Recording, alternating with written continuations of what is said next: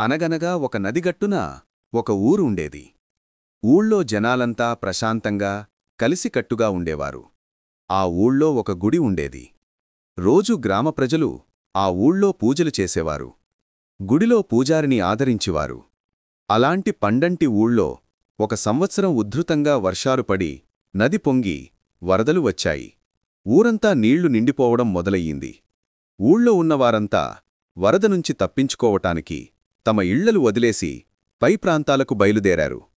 అందులో ఒక పెద్దమనిషి గుడివైపు పరిగెత్తి అందులోని పూజారిగారిని కూడా వారితో వచ్చేయమని రాధేయపడ్డాడు.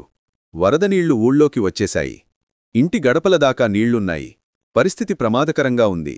మేము అందరం ఊరు వదిలి వెళ్ళిపోతున్నాము. మీరు కూడా మాతో వచ్చేయండి అన్నారు. ఆ పూజారి ప్రశాంతంగా, నా గురించి దిగులు పడకండి. నేను నిత్యం సేవించే నా స్వామే నన్ను కాపాడుతాడు.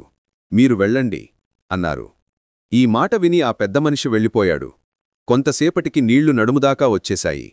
పూజరిగారు గుడి గట్టున నుంచని జపం చేసుకుంటుంటే ఒక గుర్రపు బండిలో పోతున్నవారు కొంతమంది ఆగి పూజరిగారిని కూడా బండి ఎక్కమన్నారు. కాని పూజరిగారు మట్టుకు నన్ను దేవుడే కాపాడుతాడు అని గుడిలోనే ఉండిపోయారు. ఇంకొంచెం సేపటికి నీళ్లు మెడదాకా వచ్చేశాయి. పడవలో ప్రయాణం చేస్తున్న కొందరు చూసి వారితో వచ్చేయమని బ్రతిమాలుకున్నారు. మీరు ఇంకా ఇక్కడే ఉన్నారా? ఇక్కడ ఉండడం చాలా ప్రమాదం. నీళ్లు చాలా వేగంగా వచ్చేస్తున్నాయి. మీరు మాతో రండి అన్నారు. కాని వారితో కూడా పూజరిగారు, మీరు వెళ్ళండి, నన్ను దేవుడే కాపాడతాడు అన్నారు.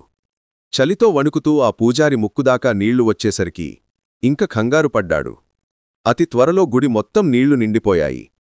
పూజరిగారు దేవుడి ధ్యానం చేసుకుంటూనే గుడిగోపురం ఎక్కి కూర్చున్నారు. కొంతసేపటికి దిగులు మొదలయ్యింది. ఎప్పటికీ వాన ఆగటంలేదు. చలిగా ఉంది. నీళ్ల ప్రవాహం ఎక్కడా ఆగేలా కనిపించటంలేదు.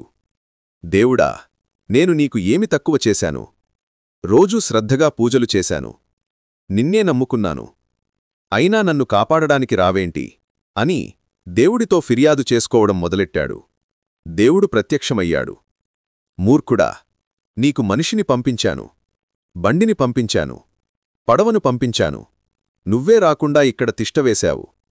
నువ్వు నన్ను గుర్తుపట్టకపోతే అది నా తప్పా అని మందలించి మాయమైపోయాడు. పూజారికి వెంటనే జ్ఞానోదయమయ్యింది.